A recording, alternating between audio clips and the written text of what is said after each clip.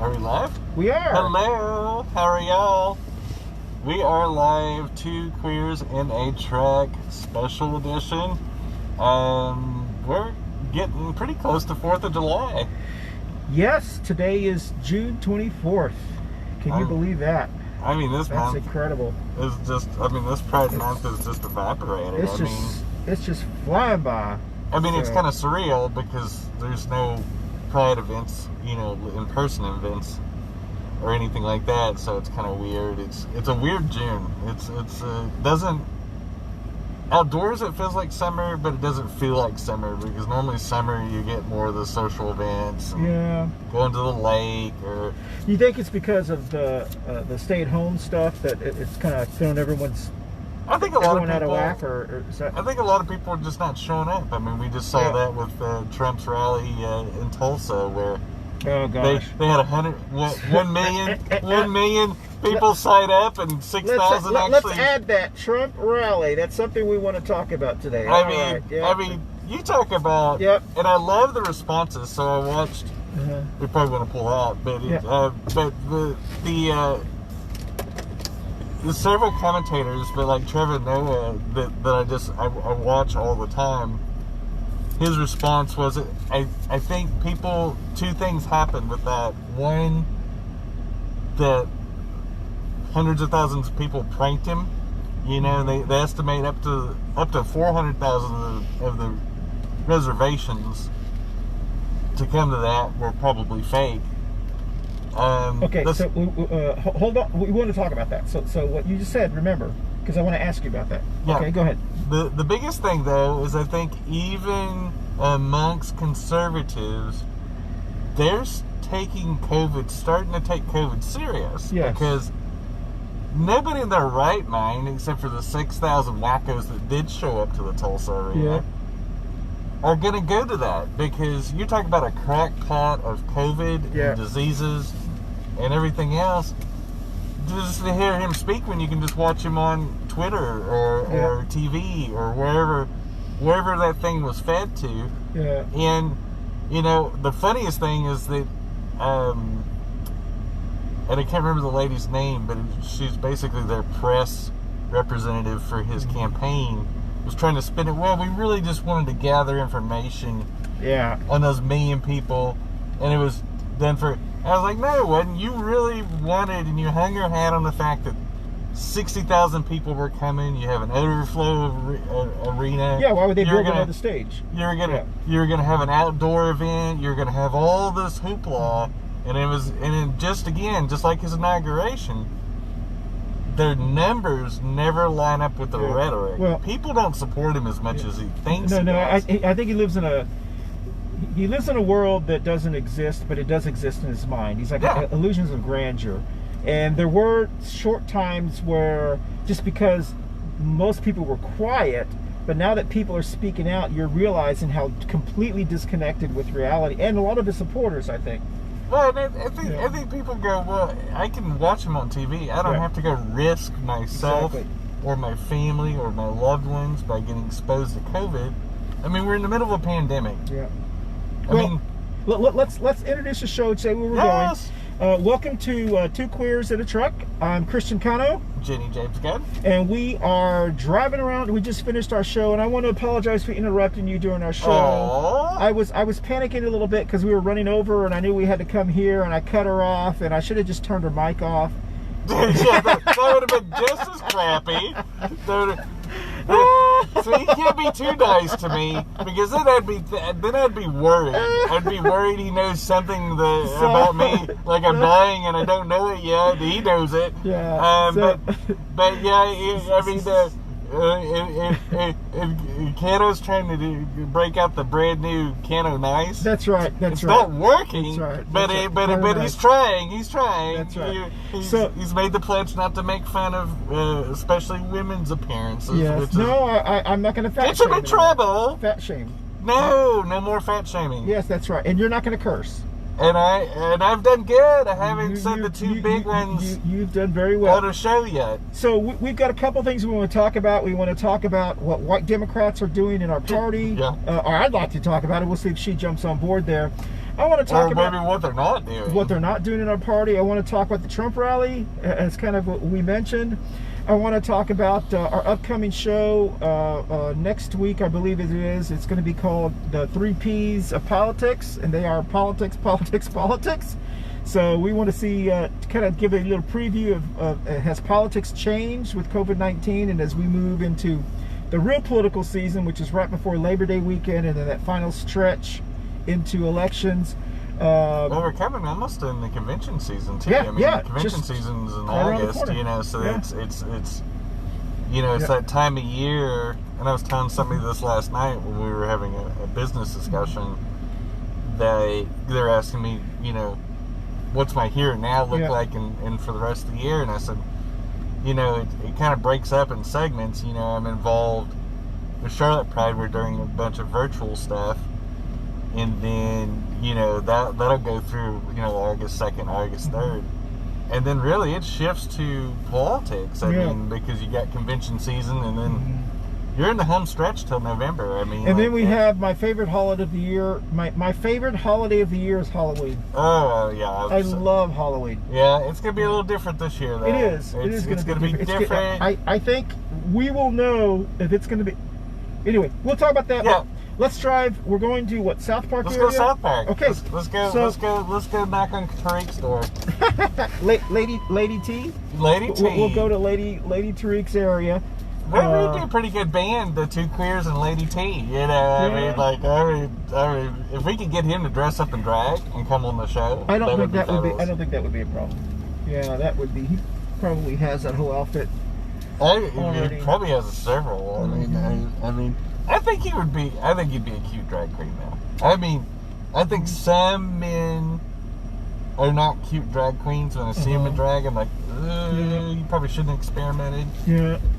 But I would say Lady T would be a stunner. Yeah, I think he'd do well. I think he would do. I think he would place in the top just in 3. case he decides to get out of Republican politics. Because obviously, if he starts doing that, it's into Republicanism. Well, I don't know. A lot of those Republicans are closeted. No, they're hidden though. Yeah. If he went public, if he started doing shows, it might be a problem. Yeah. Even though, ironically, one of the North Carolina politicians that was a Republican that was part of the bathroom bill 20 years prior was a drag queen. Really? And I remember when the article came out, and it was when I was still living in Texas, and I had to research it and find that article again. I remember. And it didn't play for very long. The Republicans got that buried on Facebook. I remember that situation, But, you know, and nobody is like, well, so if you're a drag queen, if you'd been a drag performer, which they had proof, they had pictures, it was not a guessing game. I mean, they had him dead to rights, but then everybody just let it go. And it really supports the whole, if you're a conservative and you're a Republican and you're anti-LGBT hardcore, you've probably got some conflict in you. You got to have some kind of inner conflict or rage to be that angry at one group of people. Or you got to have secret fantasies. It's one or the other. It comes from an emotional imbalance anyway to hate people. But I guess we got to move on to white Democrats. I mean, like... Yeah, so... what are your thoughts on white Democrats? Well, I mean, I think this is such a unique... This is such a unique state. Yeah. And we've talked about this many, many times. We talk about all the show all the time. We are going through an internal cultural war in our party, our Democratic Party, where you have the old guard not wanting to give up any power, and you've got the new guard that is taken over without them anyway. And there are these internal struggles and there are little minutia moves that are made that don't seem obvious to the ordinary layperson outside the party, but in the party there are very little there are little decisions that are made that are. I have a little bit of a disagreement with what you said. Okay, and you can tell by the candidates that they put up and that they support. Because those candidates are not candidates that are involved in community activism. They're not involved in diversity. They're just candidates that just pop up, and then they it's like the old Charlotte way or the old North Carolina way of running people. Well, I think that's politics in general, though, Yeah, right? yeah. I don't think that was any different in Texas. So I think, Okay, yeah. I think, especially when you talk about, But the reason I'm saying that, Jenny, is because the difference is in a lot of other states, there's a little bit more diversity with the people in power. So you may have Hispanics that are in power, black people who are in power, other diversity. Here, most of those people. but is it not? Yeah. But is it not performative diversity? So I Okay. think there's a big difference between a true diverse community leader like Yeah. a Jorge or Yeah. Luana. Yeah. One successfully ran Mm-hmm. and was on the city council for 8 years, Yeah. like Luana, and one that lost his bid last year narrowly, Mhm. like Jorge, that is a community activist, is a Yeah. chief executive of a nonprofit, is right on the front lines of this. That they're the rarity in politics. So Yeah. if you look at our current city council, Yeah. can you say any of them are really activists? You have to say no. Not anymore, I just mean, Braxton. and Braxton's he's more performative, and he Yeah. votes the wrong way a lot. Yeah. I mean, so he says the right things, Uh-huh. votes the different way though. Uh-huh. I mean, he voted against the workers on the airport thing, for example. So, but circling it back to white Democrats. But to be fair, he only voted against it because he was trying to get them to. He voted against it because he thought that was the wrong. He was voting by voting against it. He was actually voting for the union. The union wanted him to vote against it. Oh yeah, that's right. Yeah. So yeah, I mean, he did vote on the right side of the issue on that one. Yeah. But circling back to white Democrats and the disconnect with the voters, I think a lot of it, I think voters do recognize there's a disconnect Mm-hmm. with the Democratic Party. Yeah. I think that's why you see low turnouts. Yeah. Yeah. I think this primary, 12% of the people voted? Yeah. 10%? So, even amongst Democrats, and I think especially in local elections, non-presidential elections, I think that's why there's so much voter apathy, because they're like, I don't understand my party, Republican or Democrat, but especially Democrats, when they see us electing the same people over and over again, basically, Mm-hmm. the faces might change. They might get a little blacker, they might get a little browner, Mm-hmm. but policies are not really changing. Yes, exactly. You know, nothing's getting better. In fact, if anything, economically, we're way worse off than we were even 20 years ago. Because the current establishment party, which I think is about a couple of years from changing, and that's what gives me hope. Well, the baby boomers are getting too old. Yes, Yeah. they are, and I think once they get out of the picture, or at least start going towards other things, some of them are going to hang on forever, but they'll be pushed out. That they will only support people of color or candidates of color or even gays that will agree with them. Yeah. And that's just kind of what they do. And you're right. I guess that is quality. I guess what I'm saying is that we know that we have a problem in our. We're going through a culture war in the North Carolina Democratic Party. We're going through a culture war. I don't think it's a culture war. I think it's a generational war. I think the difference is that the generation is just darker. I think that the Generation Y and Generation Z, the two generations younger than us, that have come of age or are coming of age to vote, I think they look at things differently. Because if you think about the millennial generation, they have now, in their prime working years, have gone through two major recessions. The one going on right now because of COVID, and the other one in 2007 through 2010. Yeah. Think about that for a second. So, the people that were born between 1980 and 1996, the millennial generation, have faced a horribly economic deal, just kind of like the generation before the baby boomers. You know, they went through the Depression and World War II. They went through some horrific times when they came of age. Okay. And so, I think the generation, what we're going to see, you know, is this very generation of very much millennials, and I think so much more with the Generation Z. I think we're going to see a very active generations. I think you're seeing it in the protests now. Yeah. You're seeing Generation Z be very active in social politics. Yeah. Like Amaya, like my kids, like people that are that 18 to 25 that are so young that they're going, we got to get involved. Yeah. We've got to save the planet. We've got to go green. They're scared to death. Yeah. They're not going to have a planet to go that's going to be habitable. The society that's going to be habitable. They have the most to lose. They're the youngest of the adults, and so I think they've seen generation, the baby boomers and our generation do almost nothing, and they're kind of looking at us going, it's up to us to fix it. Yeah. And so that's why I think we're birthing the AOCs and stuff like that. But I think it's a generational thing. I think they've seen us screw it up so bad. Well, I do think that the people that we currently have in our Democratic Party, that they have to have the courage to say, it's time for me to step down and let someone else at the table that can reflect a more diverse group of individuals. Yeah.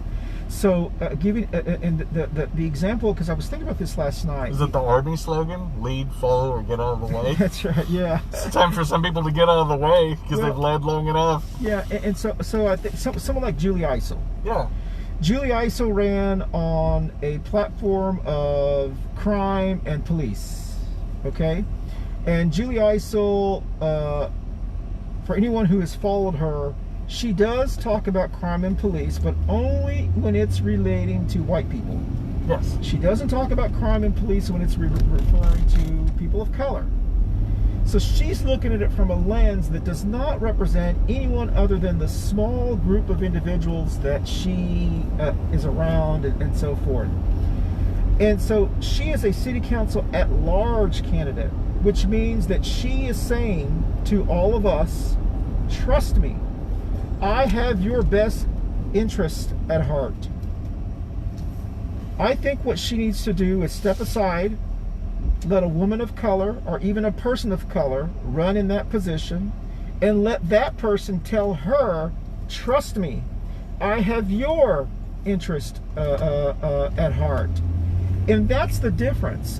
White candidates they believe that they have everyone else's interest at heart, but they don't believe anybody else can have their interest at heart. But that's the challenge I think that we have. But I think you're giving the white establishment candidates too much credit. Okay.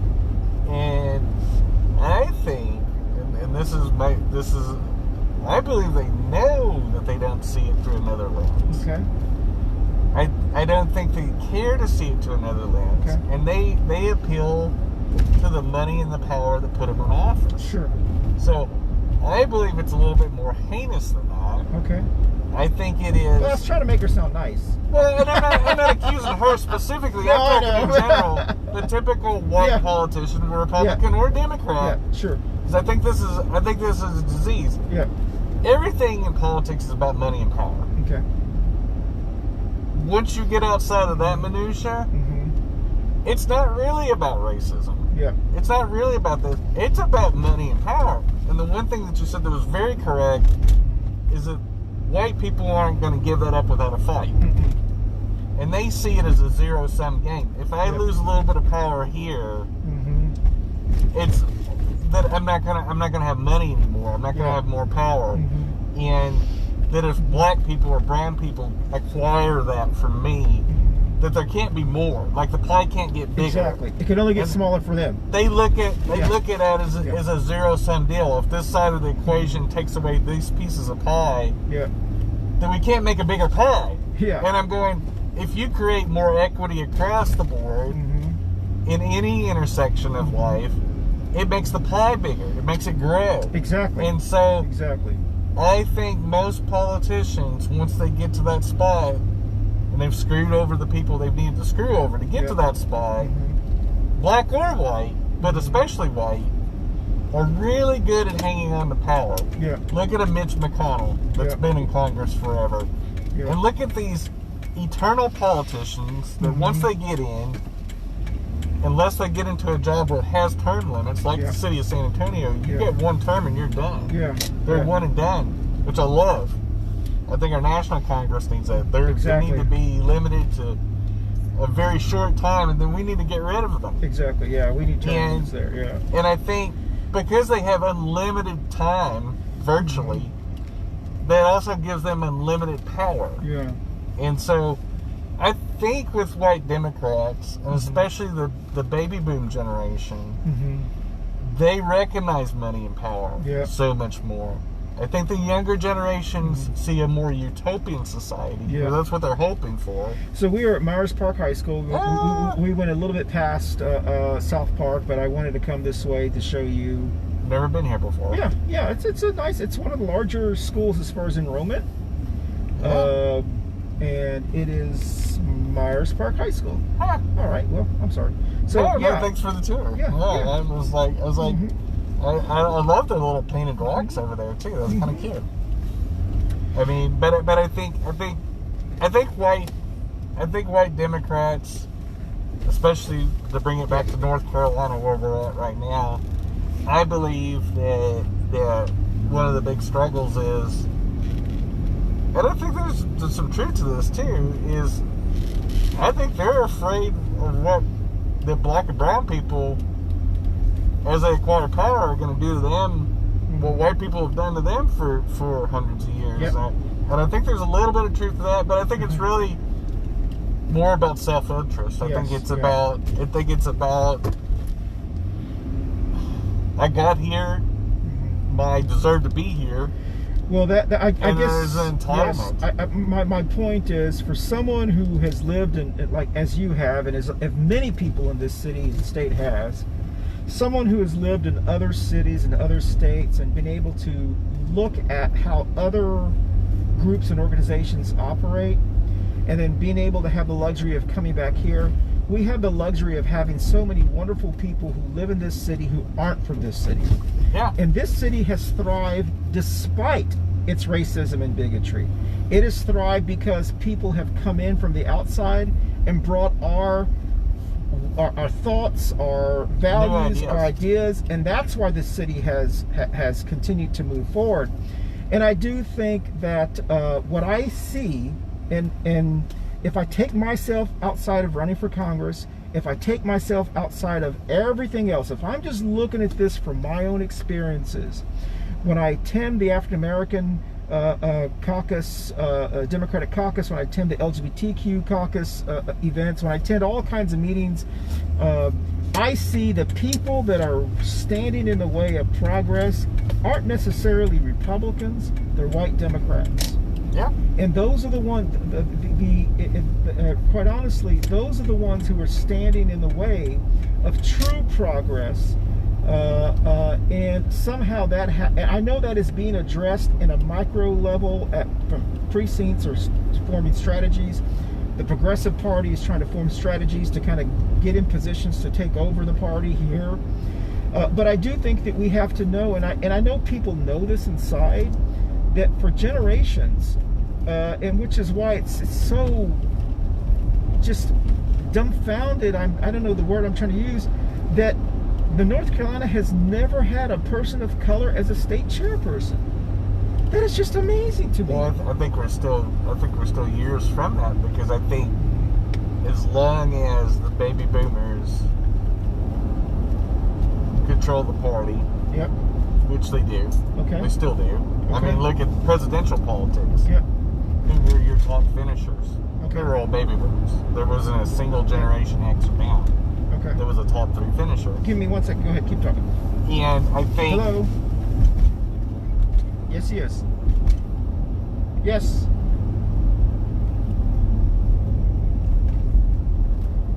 One of Cody is with us.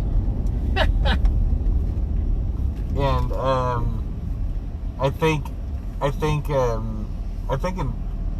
in politics, and again, I think it still goes back to a generational thing. I think you have the millennial generation just navigating into national level politics. So your local levels, including your state, which I consider more local, I really truly think that you're just now seeing, like Pete ran this year, he's a millennial. You're just seeing them starting to break into the upper echelons of national consciousness and AOC. Sure, yep. Those people have just started breaking in the last election cycle or two, 2018 and 2020. You saw that with the Congress, how the House changed so much, the year of the woman. And I think you're starting to see a more female future. I think you're seeing a more racially diverse future. I think you're starting to see a gayer and more trans future. You saw Danica Roham win her re-election to the state Congress in Virginia. So not only was she the first trans woman to win a state level office, she was the first one to win a second term, which is unbelievable because she's in a very mixed district that's about 50-50 Republican Democrat. So I think you're starting to see faces change. I think you're starting to see, like the women's initiative here locally in North Carolina, Lillian's List, promoting female progressive candidates. So I think you're starting to see the Cynthia Wallaces and the people like that come out of those initiatives, out of that more diverse future. It takes a while though, because they've had white people, and especially this being a southern state, white people especially white men have controlled the narrative for a long dang time. See, I just and think there's still the money behind it. I just think that belief is way overrated. Overrated insofar as people saying it takes a while. I don't think it takes a while. I think you can make change. You can make dramatic change quickly and timely if you have a movement that is, if the environment's right. Exactly. And I think we are. Yes. I think in a worldwide pandemic. So I always cringe when I hear people say it takes a while, because you and I know, being LGBTQ, that was told to us for many years. Well, it did take a while, though. Yes, but not as long as it could have taken, because there were people who said, "I'm not waiting a while. I want it now." Well, I think you will see big changes in clusters. You saw during the second term of the Obama administration, when he didn't have to run again. He started supporting the LGBT community quite a bit. And you saw marriage equality pass. You saw a lot of things. You saw the Justice Department being very proactive. Which I think set the tone for last week's Supreme Court deal. But I also think the protests of Black Lives Matter also scared the Supreme Court. And I think that was in their minds when Justice Roberts and everybody ruled 6-3 in favor of the LGBT community. I think what you see is, as long as we keep the gas onto the fire and the foot on the pedal, change will happen. Which is why I'm so excited about the young people, because they're doing it. And that's what we have to see. Because you and I give up after a couple of weeks. Well, we're old. Me and you are old. We are old queers. This is two old queers. Older. We are not the young gays. You're awesome. And I think the young gays and the young of everybody, this generation, sees the problem. Sees that it's time to do it. That COVID and so many, I think COVID is really why the Black Lives Matter movement is getting pushed. Because we were talking about racial inequities in medical care during COVID. And then all of a sudden, because Breonna Taylor happened in March, and nobody talked about it until George Floyd got killed. And I think part of it is one that was a man. I think it was a man that was a very visible man. That he's well loved. That he was, So there was a bit of sexism in that situation. There's a little bit of misogyny. I mean, and Luana touched on that during the show. And I think, we have a lot of misogyny in the Democratic Party. We have a lot of misogyny in the Democratic Party. And it's fueled by white women. They allow it to happen. Well, because white women want to see white men in power. They don't want to see black people in power. Say it again. I'll say it again because I'm a white person. Okay. And No, but that's true. I can say it from my perspective. No, that's so true. Knowing what white people say amongst rooms that just have white people in it, even though I'm visibly queer, I'm still white. Yeah. And one of the things, and it'll be said different ways. It won't be said exactly the way I'm saying it, but what I'm saying is the truth. White people don't want to see black people in positions of legit power. Exactly. They don't mind seeing people in power. Like the mayor of Charlotte really doesn't have much power. They don't vote. They don't vote on the city council. So all they do is guide the agenda. And appoint. So it's a very ceremonial job in a lot of ways. So you really don't want to take a true progressive and put them in as mayor because a true progressive needs to be on the city council. Okay. You know, for example, and I think white people are very strategic on who they allow to the upper echelons of the party, and I think that's a disease in both parties. That the Democrats aren't as really progressive. I think there's a wing of the party that's progressive, but it's not. It's such a big tent party that there are people that I would call, they may be social progressives, like Jeff Jackson, but by their actionality and what they actually do in life, they're fairly conservative. Like Jeff Jackson. Yeah, like Jeff Jackson and Cal Cunningham. Are two prime white male Democrats that I do believe are two good men. I don't have a beef with either one of them. I'm a big fan of Jeff Jackson in a lot of ways. I'd rather see him in that seat than a Republican, I guarantee you. Okay.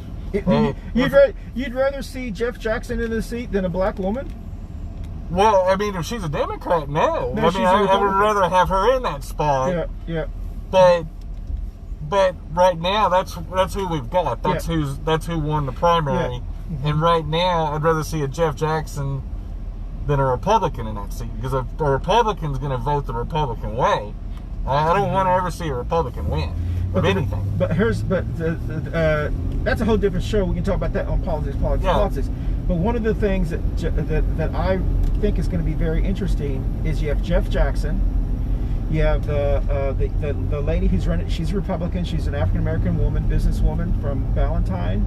Then, of course, our Jeff Scott. So you have three people that are running. Right.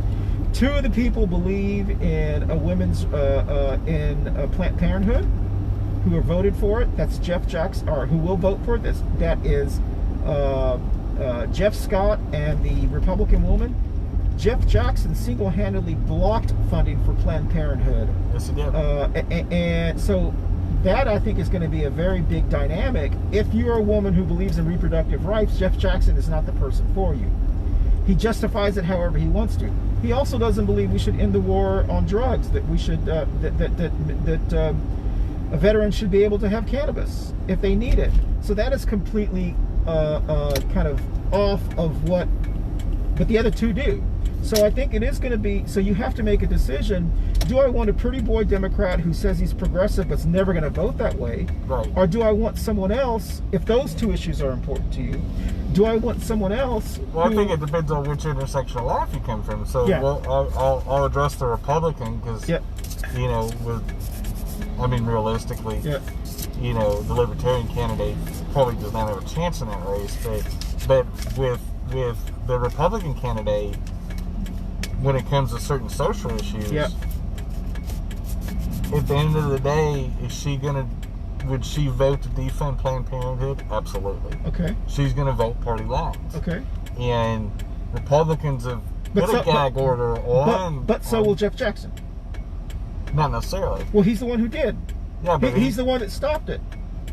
So I think, I guess my point is, this is going to be a very interesting conveation because he couldn't have stopped it because we don't have the majority in the Senate. No, there was bipartisan support.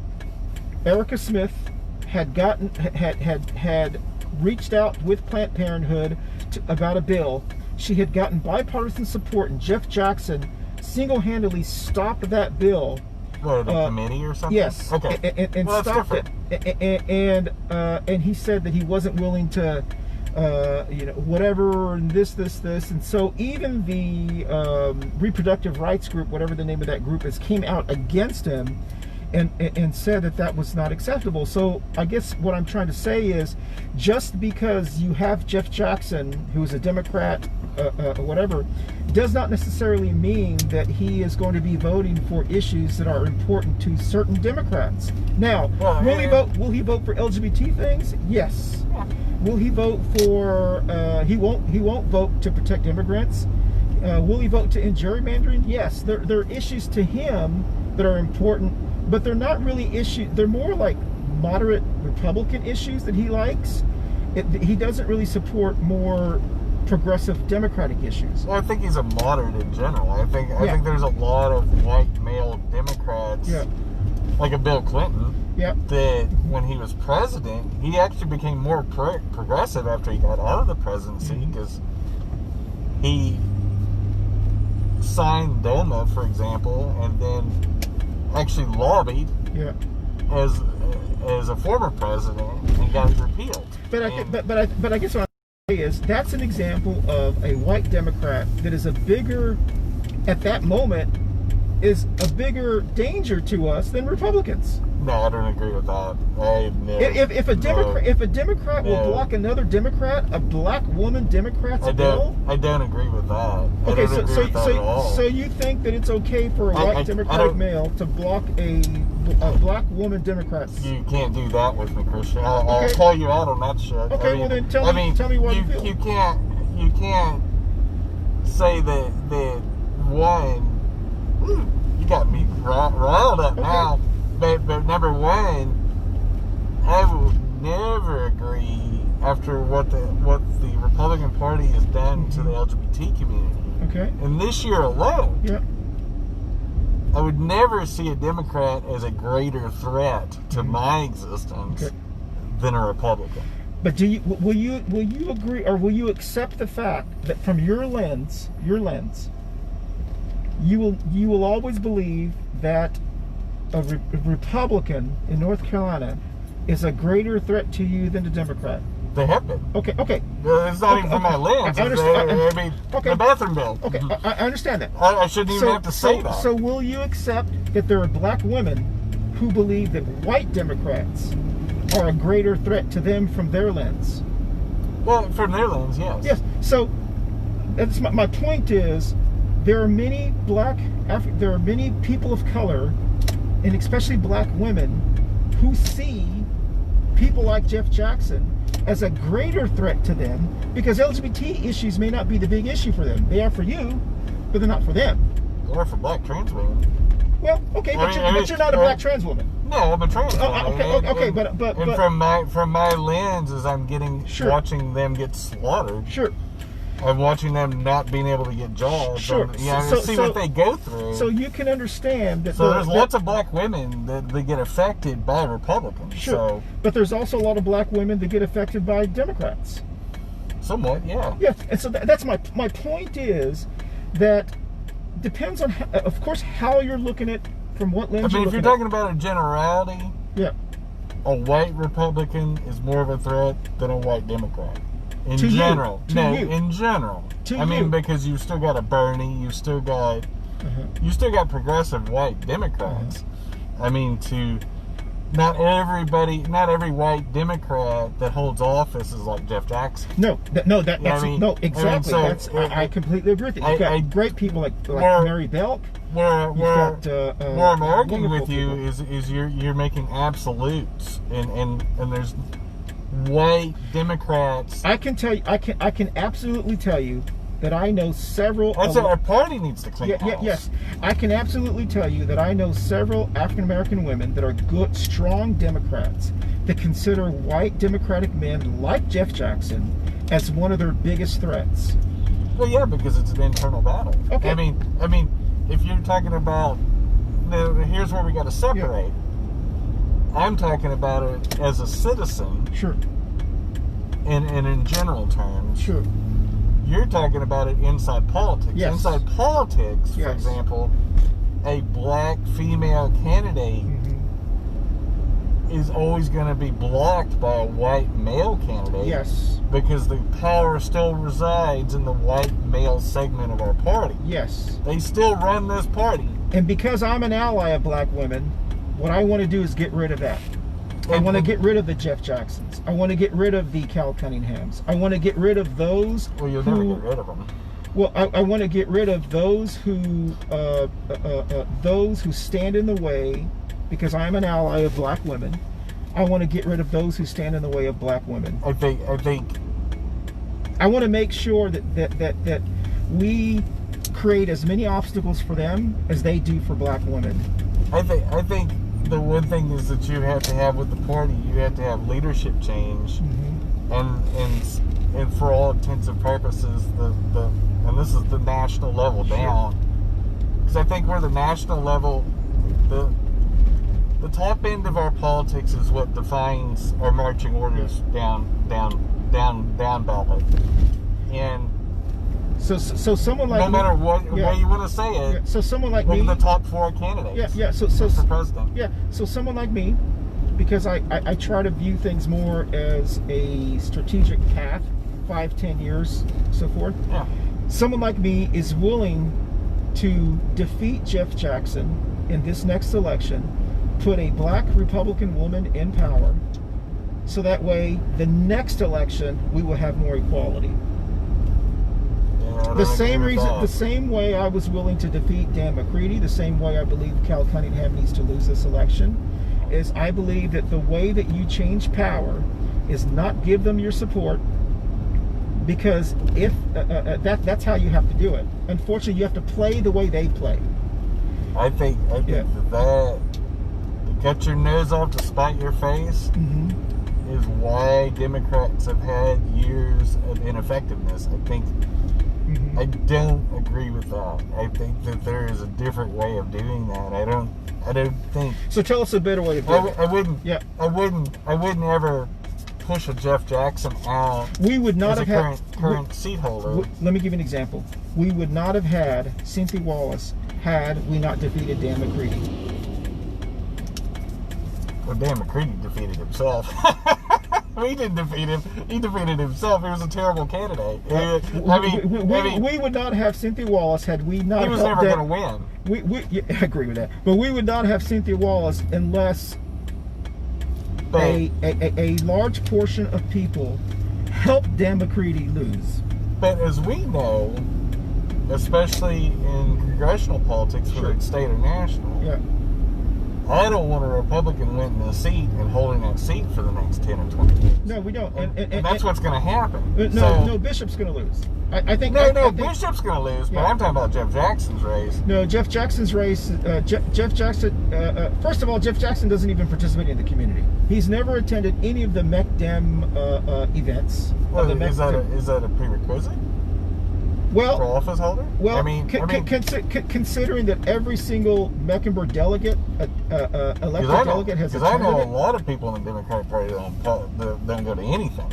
That's not a racial thing. No, maybe you should just understand it. The Mecklenburg County delegation of elected officials, all of them, they all had these clusters of meetings. Right. All of the elected officials from Wesley to, all of them, they all met because Representative Alexander is the chair of the Mecklenburg County delegation. And Jeff Jackson is the only one out of all 19 of them, I believe, or maybe it's 16 of them, who never attended any of them.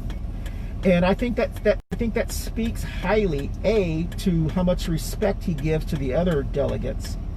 B, I think it reflects how he will act if he becomes the state senator for this region, because he doesn't even attend, he doesn't hold town hall meetings in his own district. Well, it makes him think that now he's suddenly going to have those town hall meetings here in this district. So I do think that we have to hold him accountable for those things, the same way we would hold anybody else accountable for those kind of things. And I do think that those are things that have to be taken very seriously when you're electing someone for that position. Well, I think that's an internal thing, and I think when your leader, say it's Alexander that's running that, that's the person that needs to be calling him out. So Yeah. why isn't the party calling him out publicly? Oh, I think we all are behind the scenes. I've heard them call him out underneath the scenes. But they got to do it publicly. They got to do it publicly. Well, I think they're trying to be polite to him. Well, then you're not going to get any change. Yeah, I mean, I think publicly inside our party we have to hash out those differences and have transparency. Mm-hmm. So I think that the problem isn't Jeff Jackson. The problem is that in politics, too many things go on behind closed doors. Yeah. Mm-hmm. If we were to be more transparent, just like the T-shirt I'm wearing that represents the airing out the dirty laundry, we have to air out our dirty laundry. Yep. We as a party, doesn't matter what the Republicans think, we have to start airing out our dirty laundry and being more transparent. I will agree with that. And when we do that, the call-out generations, the millennials and the zennials. But how do we do that? You do it. You just do it. You know, if you're the party chairman for this district and you have 18 of the 19 people there and that 19th person minute, you have a press conference wrapping that up. And you go, oh, by the way, Senator Jackson, where were you? And make a big deal of it on social media. Yep. I guarantee you, unless he was on a military maneuver, because he is a guardsman or whatever he is, Army Reserve, I believe. Yeah. Unless he's in the Dust Bowl, you know, doing maneuvers and has an excused absence, he should not get away with that. So in that note, and it's the same way, when he blocked that, the party should call him to the carpet. When he blocked that in Congress, in the State House, you got to call him to the carpet. And that's the same way with any Democrat. You got to go, if you move counter to us, you got to have the cojones to be able to call people out and do that. And that's the problem, is the Democratic leadership, the core party leadership. I agree with that. Does not call people out. I agree with that. They just play the role of the cheerleader. I agree. Which is okay. In a certain respect, we do need the cheerleaders. Well, they're very selective on who they call out. But and that's a problem too. Yeah. So you got to say, well, what are our core issues? And if you go counter to that, you make a public move where you don't show up to the things you're supposed to show up to. Like, as a board member of the National Organization of Women, if I habitually skip board meetings and say I'm too busy, I'm going to get called out. So can we agree that we need to change our leadership, our political, our party I think we need to start with the leadership, not the politicians. Okay. Because I think you got the tail wagging the dog. The politicians, it's just like a sales organization. Yeah. You don't hold salespeople responsible for policy. You hold the sales managers and the company owners. So will you support... So the buck stops with the leadership. So then, now that you are a resident of Charlotte, yes, will you support a new county chairperson? Oh yeah. Yay! I think every leadership position and we need new precinct chairs. We need. I think you need. I think you need a top to bottom leadership change, which I do think is coming. Yeah. Being around the young Democrats and going to their meetings and going to their Zoom calls, I think you see a core. Because you're starting to see him run for office. You just saw Jonathan Peoples run for office for the first time, and I think he did great. I thought he did great. I think he's going to be a great candidate. I think I'm hoping he runs again. Yeah. I hope that didn't sour him. And I want to see young leaders, diverse leaders, and I want to see white progressives step up. So I think one of the problems is a lot of white progressives won't run for office. I think that are strong allies. I think the issue is that we promote too many white moderates in the Democratic Party. Is that somehow we've got some kind of training pool, like if you're a white progressive, you go do activist causes and come back to us when you become a white moderate. Well, because there's this thinking that there's this thinking that this is only something you can do. and this is something that you can do. Right. And it's elitist. It's very. Well, it comes from the leadership. Exactly, and I do think that really highlights the immaturity of the North Carolina Democratic Party. I don't think it's an immaturity. I think it's systemic. I think it. Yeah. I don't think it has anything to do with maturity. I think it has to do with the system is designed that way to do that.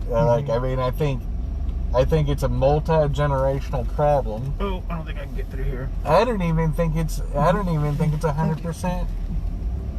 I don't even think it's 100% even racially based. Yeah. I believe that they've done this stuff for so long that they don't see it as wrong. I think that they go, we just got to win, and winning is important. I want to see Democrat in every race. I always want to see a D by the name that wins. I don't. I'm a homer in that way. I'm always going to root for my team. I cannot root for a Republican. And at the same time, see, I can.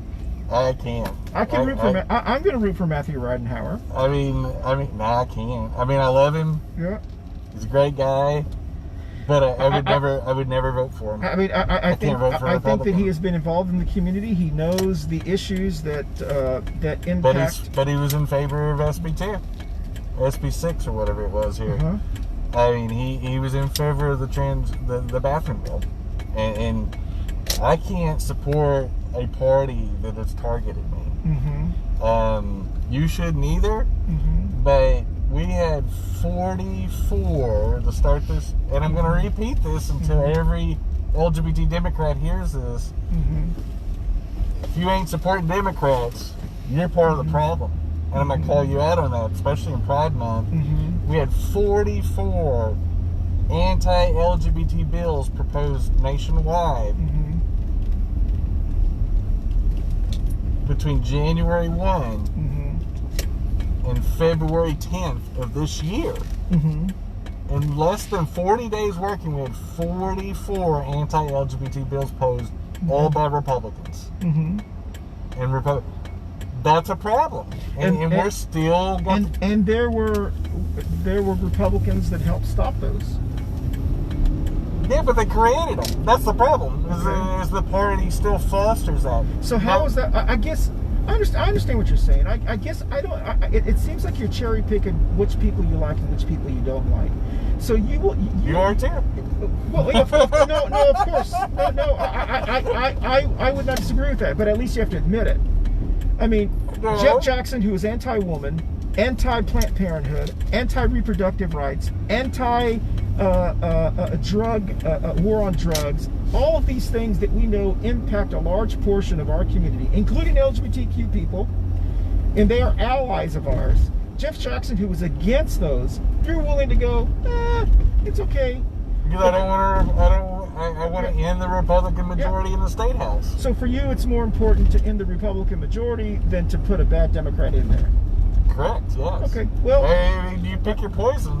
Yeah. You pick your poison.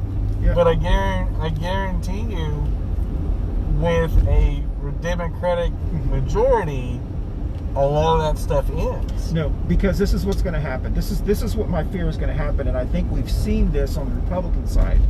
When you put someone who is so out of line with our Democratic platform, like Jeff Jackson is, when you get someone, and we do get the majority, he becomes a thorn in the side of the party. He becomes a Rand Paul. He becomes someone who pushes you to a more extreme because you want him to vote with the party. And just like we had with Claire Fallon when she was on our city council, she ran as a Democrat. She was the most Republican person on there, voted against LGBT rights, voted against everything. And everyone was like, God, we got to get her out of there. Well, we shouldn't have put her in there in the first place. We knew that was going to happen with her. But here's the thing. In the states where Democrats have the Congress and the governorship, they're not seeing these type of problems. This is only in states like this state where we have either partial or all Republican control. So this is a split state. We have the state house that's controlled by Republicans. we have a Democrat governor. So we're still seeing the tomfoolery and the fuckery. And then in states like Texas, where the Republicans control everything on the state level, and they're running roughshod over everybody. Yeah. So I mean, I think you need a Democratic Congress, and you get, when you buy the dog, you get the fleas. Now, is Jeff Jackson the prototype of what I want? Nope. But I don't want to give up the shot of taking over the Congress to vote him out to prove a point. Yeah. Because I think it's a leadership problem. Yeah. Yeah. I think you're taking an isolated situation and trying to make it the norm. It's not the norm. And to be fair, it's not just Jeff Jackson. Jeff Jackson just happens to be the person running in my district. You have a person like Dan Blue, who is in leadership in the North Carolina Democratic Party, who represents Robeson County. He's almost worse than Jeff Jackson. He's an African-American guy. He's been in there for probably 15 years. He is very, very moderate, always votes against the best interest of LGBT, votes against the best interest of women's issues, but yet they keep putting them in there because they figure, well, we'd rather have a Democrat than a Republican. Well, you're never going to get a Republican in that district, but at least get a more progressive Democrat. Well, and so I think he is just as much a danger to our party. But I think that's the problem with our leadership is that we are not holding. Yeah. And I'm talking about the party leadership. The party leadership, the inner workings, the power brokers to to decide political campaign funding and so many other things that you know about. Yeah. Those people at the very top. The politicians are just the sales reps. Well, speaking of that, because we're running out of time and we're going to have to eat at the house something because that Mickey D's was too busy. Yeah, you're fine. Cynthia Wallace. Yeah. Cynthia Wallace is a perfect example. When she announced she was running, she got no support from the power, who the people we're talking about. Yeah, power brokers. She got no support from them. And she held the chairmanship of the North Carolina 9th Congressional District Democratic Caucus, whatever you call it. She got no support for them. She had to kind of scrape up her own money with her sorority sisters and some friends and family members and people who have been following her. And she's gotten this far and so forth. Well, now they see that this seat, because of the coronavirus, because of the stupid things that Dan Bishop has done, he's made a lot of stupid errors. Now they see she has a chance. Now they're starting to come to her and start to say, well, we don't want to be left out, so let's make sure that we put our foot in the door just in case and so forth. Yeah. This is going to be a very interesting race. I support her. We all support her. I don't think she's legit. She's legit. Yeah. If you've ever had a personal conversation with her, not to cut you off. No, that's fine. I had a lengthy conversation with her at the Women's March back in January. She was brilliant. She was. And I think more often than not, she's going to make. She may not be on the right side of everything that you and I believe in. Yep. But I will say, she's reasonable. Exactly. She's super intelligent. Yes. And I think she's somebody that will represent the district in a way that should be accessible. Yes. She's very human, very relatable. Yes. I felt like I was talking to a family member. Exactly. Or the more reasonable side of my family, not my crazy side. Yeah. and you automatically felt this trust with her. That there's no way. Republicans don't even trust Dan Bishop. Exactly. I mean, he's a creep. And I don't care if he sues me. Screw him.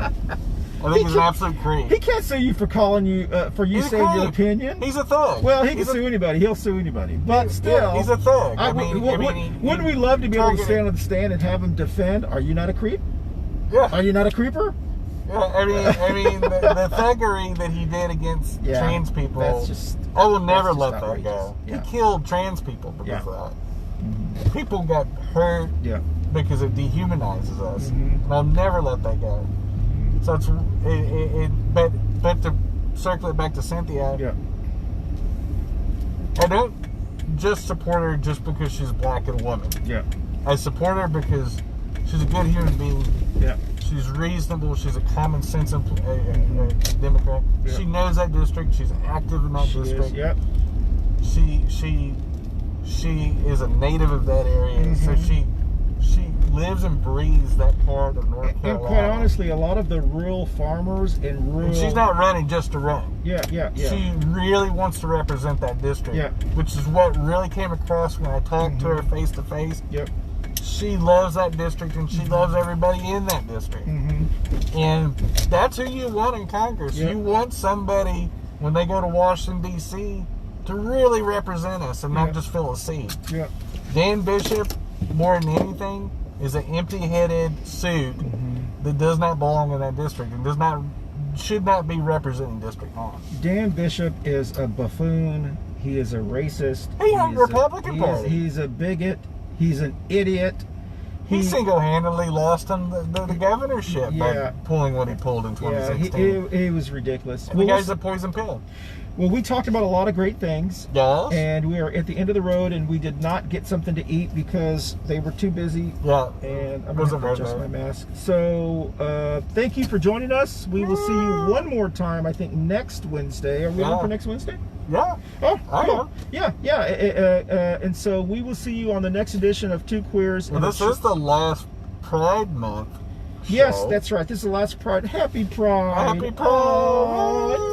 Oh, happy Pride, y'all. Yeah, because next Wednesday will be July 1st. That's right. So July 1st. That's right. We'll be out of June. Yeah. We'll survive June of 2020. That's right. It's so weird how emphasis we're putting everything on every month this year. God, because every month it feels like a year. It's like a dog year. Fast. 2020 is definitely going to be the year that we're all going to look back and go, "Can you believe we survived it?" We're all going to have T-shirts. It's worse than 9/11. Oh yeah. Oh, 9/11 was a fart in a skillet. Yeah, this was a lot worse. Oh yeah, this was worse than 2007 and 2008 when the recession. So we do want to thank our passenger, who was such a good passenger today. That's Tara. Come here, baby boy. This is Cody. No, he's not wanting to come. He doesn't want to come in here. He sat very quietly in the back, so we want to thank Cody for being our passenger today. And technically, he's our first guest. Yes, he was our first guest. Thank you. He was such a great guest. Yay! So all right, he's our first person. Thank you. Bye. Bye.